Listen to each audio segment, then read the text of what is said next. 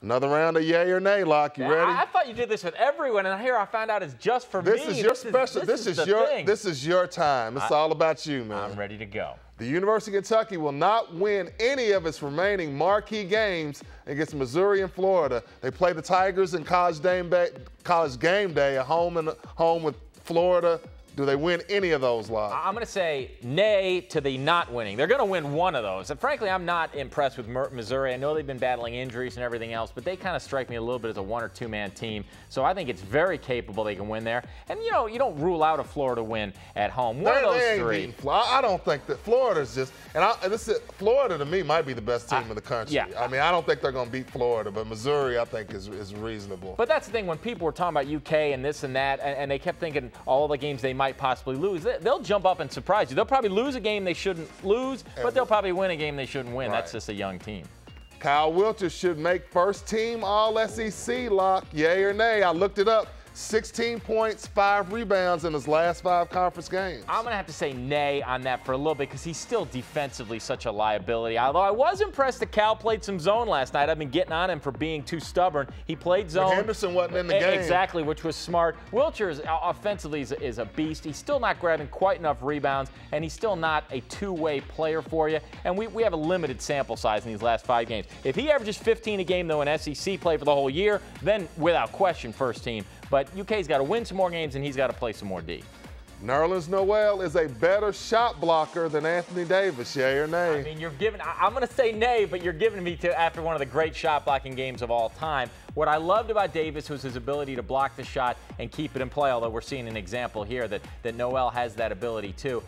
It is razor thin between those two guys, and we tend to, as a society, place more importance on what we've just seen, you know, as opposed to. But Anthony Davis, I mean, what he did, I mean, Noel is starting to approach now where you have to game plan. You have to come up with an entire new offensive game plan to account for him. Davis was like that seemingly the whole year. So I'm going to say not quite yet. I think Noel may be a better one-on-one shot. Davis was good at helps. Davis may be a more complete shot blocker. Yeah. But I mean, when you take it straight up, man, he gets off that ground quick. And Davis could block 3-pointers as well. We haven't seen Nerlens do that, so that's the next step in his repertoire.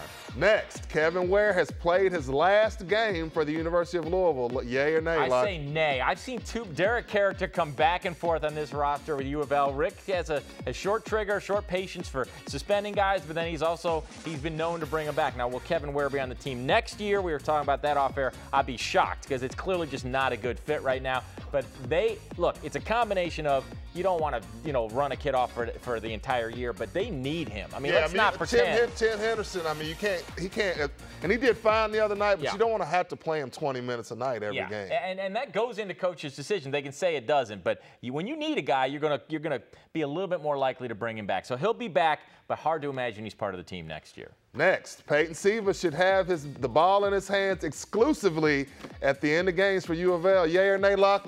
The last few games has been give Peyton the ball and everybody else get out of the way. Should they try something different? That is a capital N-A-Y. Absolutely not. If you look even at the Pitt game, which was a good win in his stats, I've mentioned this on my show, he had 10 assists and 4 turnovers, which is a good ratio. But he actually started the game with 7 assists and no turnovers, which means down the stretch he had 4 turnovers for 3 assists. Most important part of the game, he wasn't able to really get it done. I think you obviously he's going to have it most of the time, but you've got to put it in Russ's hands a little bit more. He's more of a creator. He's more of a penetrator to score as opposed to a penetrator to dish. I'm not trying to dog Peyton, but he should not be exclusive with the ball. Who has this? Isn't a yay or nay, but we'll make it. We'll make it work. Right. Who has the higher NBA ceiling? Terrence Jones or Earl Clark? That is really hard to say because I would have said Terrence Jones all day, but it's funny, you read some of the quotes from the Laker people, and they've got to make Rick Pitino smile from ear to ear. D'Antoni says, we just want him to play defense, and that's why he can get minutes. And how many times have we heard, Rick say that? So I'm shocked to see that Earl Clark being considered an effort guy because that's the exact opposite of what he was at Louisville. But Terrence Jones is not, on a per-minute basis, not really rebounding that well, not shooting the ball that well. if Earl's starting for the Lakers at this point, you have to say his upside is higher. But, you know, you don't know if Terrence has gotten a shot yet. Earl's had a jump start on him, and Terrence is probably where Earl was as a rookie. I mean, up until a month ago, people thought Earl was a bust. So it'll be interesting to see how that develops. It's a great question because they were both drafted at about the same slot. Similar games. Very similar games, although I do think Earl's I mean, Terrence is a little bit better offensively. Earl's a little bit better defensively.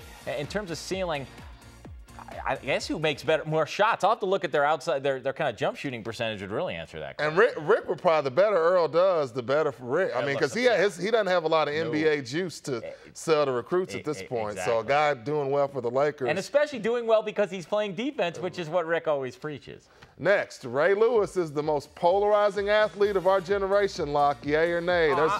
Nay. I mean, Lance Armstrong still gets divided thoughts, you know. Tiger Woods, there's still people who, you know, are polarized on him. You know, the thing about Ray, I think, you know, with Lance now and Tiger, with Ray, man, I think it's split down the middle. Yeah. I think it's 50. You got half the people that love him and swear by him. Half the people think he's, you know, he's just a bad representative. Half the people that love him? See, I would think that are tired of his antics and his hypocrisy and involved in double murders. He's still got a lot of support. I mean, there's still a lot. I mean, a lot of it's within the NFL fraternity, but even out in the community. I mean, there are a lot of people that will tell you, regardless of what's going on, what a great guy this is, what a great teammate and leader, blah, blah. It's fascinating to me how one guy can generate so many different conflicting reactions. I have to think. I mean, I guess I put him up in the top 5. I thought he was pretty universally disliked, in all honesty, but maybe my perspective is just a little bit warped. Yeah, I think a lot of people respect his play. Yes. I think he's one guy. You know, you could look at it. You know, Kobe. Now, maybe not to the same extent.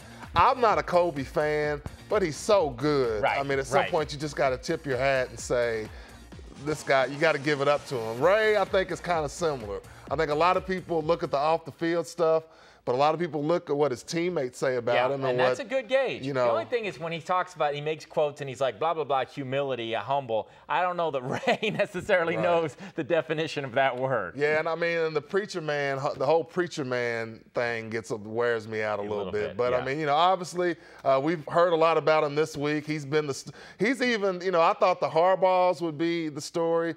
But Ray's been a lot of it's because he's been accused of. I was going to say, you throw deer antlers. Deer, antelope, whatever. That's what I mean. For people will do anything for an edge. Now, I saw Chip, by the way. That was part of his pre-show routine. You had some deer antlers. That's how I get the guns going, man.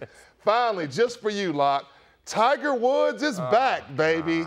Yay and come on, man. This is a classic example of the media hypocrisy. Tiger misses a cut in his first event of the year, and it doesn't mean a thing. It has no predictive value. It's completely ignored. Tiger wins a tournament, and all of a sudden, oh, he's on for the greatest year ever. Well, why does one tournament that he wins mean more than another tournament that he loses? They each equal. He's had one really bad week and one really good week. What that tells us is we don't know if he's back or not. He may be back, and good for him if he is, but the idea that he had one good week and people are jumping, they're ignoring his bad week, is what the media always does with Tiger. They dismiss it when he fails, and that's my role as the objective. We know you will not dismiss it when he fails. Now, I will not ignore his failures. What will he do? I mean, what kind of rest of the year are you expecting from Tiger? You know, he's averaged 1 win a year for the last 3. So it doesn't mean, you know, he's got his 1. Congratulations. He'll probably get 2 or 3. You know, it wouldn't surprise me if he won a major. I've never said Tiger's never going to win a major again. He's just not going to catch Jack, and he's not going to be #1 in the world again. Those are the 2 things that I feel quite confident saying.